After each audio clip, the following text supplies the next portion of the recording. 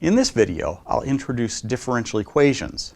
Differential equations contain one or more derivatives. The processes of energy transfer and work involve derivatives, so these processes are often modeled with differential equations. Engineers are interested in designing systems that do useful work, like pumping water or turning wheels, so we tend to spend a fair amount of time writing and solving differential equations. To start, I'll explain a little bit more about what differential equations do, and then I'll write the differential equations for a few simple systems. Differential equations govern the rate at which the solution to the equation changes, so they contain one or more derivatives. Newton's second law is an example of a differential equation.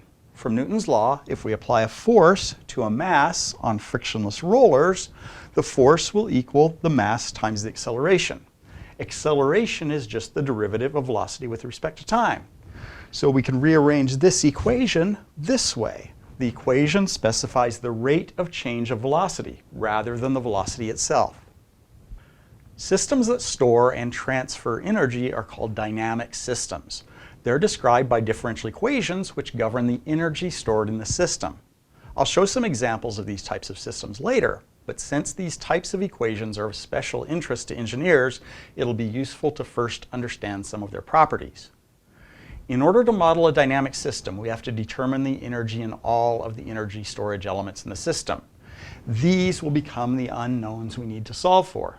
To solve a system of equations, we need as many independent equations as we have unknowns, which corresponds to the number of ways in which the system can store energy. The number of equations and energy storage elements is also called the system order. For example, this system is made up of two masses connected by a spring. Each mass stores kinetic energy as velocity, and the spring stores potential energy by stretching. Since there are three energy storage elements in the system, two masses and a spring, the system's third order. Therefore, it requires three differential equations to describe the system.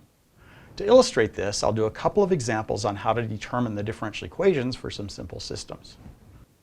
First, let's re-examine the previous example of a cart on frictionless rollers.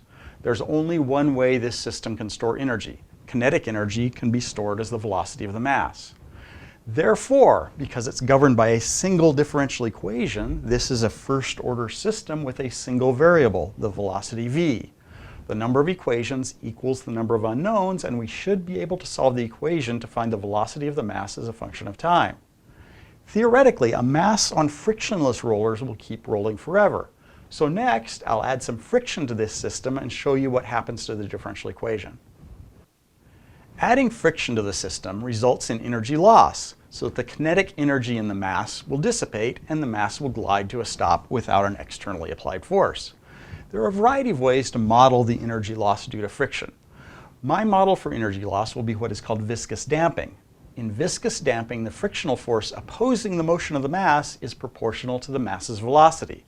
The proportionality constant is called the damping coefficient, which I've denoted as B.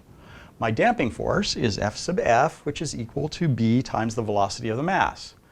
Physically, this type of damping describes a situation in which the mass is sliding on a thin layer of oil or water. The frictional force will always oppose the direction of motion, so it must be positive to the left if velocity is positive to the right. The governing equation is still force is equal to mass times acceleration, but now there are two forces applied to the mass. There's the force we're using to accelerate the mass, and there's a frictional force, F sub F, in the opposite direction. So the sum of the applied forces is F minus F sub F.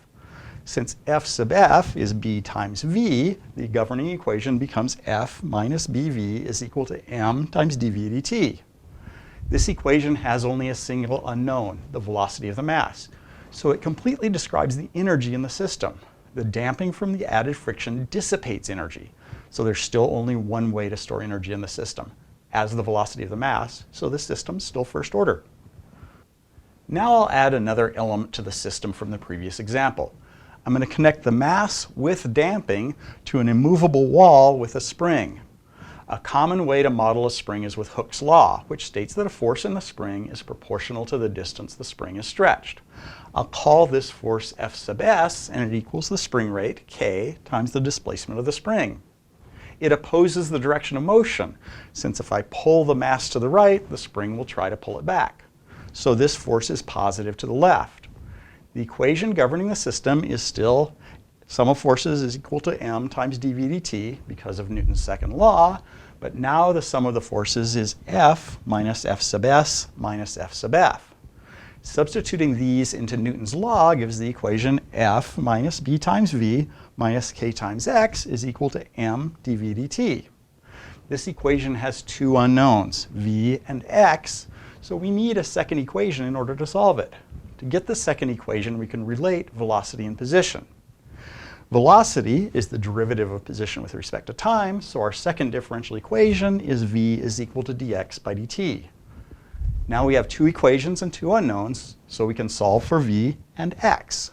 The system has two ways to store energy, the spring and the mass, and is governed by two differential equations, so this is a second-order system.